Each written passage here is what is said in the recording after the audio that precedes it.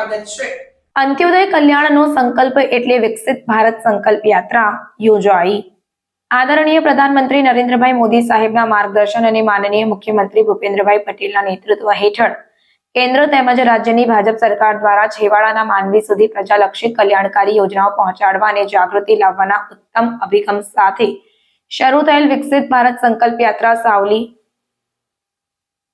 ના ધારાસભ્ય કેતનભાઈ ઇનામદારની ઉપસ્થિતિમાં સાવલી તાલુકાના મંજુસર ગામે વિકાસ રથ યાત્રા પહોંચી હતી, જેમાં સરકારની વિવિધ યોજનાઓ હેઠળ લાભો આપવામાં આવ્યા। સાહસ અને શૌર્ય થકી દેશ અને ધર્મની રક્ષા માટે પ્રાણોની આહુતિ આપનાર ગુરુ ગોવિંદસિંહજીના પુત્રો ધર્મ અને સન્માનની રક્ષા માટે બાળપણમાં શહીદ થયા હતા, જે 4 સાહેબજાદાઓની હિંમત અને દેશભક્તિના બહાદુર કાર્યોથી બાળકોને પરિચય આપવા અને પ્રેરણા આપવાના ઉદ્દેશ્ય સાથે મંજુસર પ્રાથમિક શાળાના બાળકો સાથે વીર બાળ દિવસની ઉજવણી કરવામાં આવી।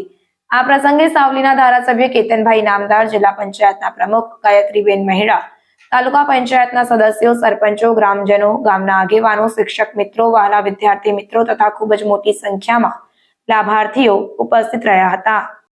સાવલી તાલુકાના મંજુસર ગામે નરેન્દ્રભાઈ મોદીજીની જે વિકસિત ભારત સંકલ્પ યાત્રા છે, જેને આપણે મોદીજીની ગેરંટીવાળી ગાડી કહીએ છીએ, તેનું આગમન થયું છે, ત્યારે અહીંયા આ કાર્યક્રમમાં ગ્રામજનોએ ખૂબ મોટી સંખ્યામાં ઉપસ્થિત રહ્યા છે। મારી દરેકને વિનંતી છે કે આ જે યોજનાઓ છે, 17 જેવી યોજનાઓ, એનો આપ સર્વ લાભ લો અને દરેક વ્યક્તિ છેવાડાના માનવી સુધી આ યોજનાઓ પહોંચે એ માટેના પ્રયત્નો છે મોદીજીના। તો આપ સર્વે આ યોજનાઓનો લાભ લેવો એવી મારી સર્વને વિનંતી છે। ભારત માતા કી જય। અસ્તુ।